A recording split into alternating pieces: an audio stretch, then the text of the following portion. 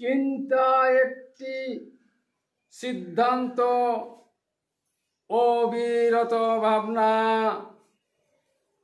চিন্তার নিষ্কাশন পৌঁছায় একটি সমাধান। চিত্তে বিদ্যমান জ্ঞানটি শ্রম দিয়ে চলে, নিশ্চিত সিদ্ধান্তে পৌঁছাতে পারে। অবিরত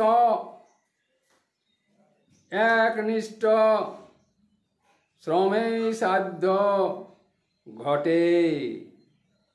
ক্লান্তবিহীন সিদ্ধান্ত ফলপ্রসূ নহে। প্রতিকূল কোন আকারে সিদ্ধান্তে আছে, শত্রুর কৌশল জানতে হয় আগে।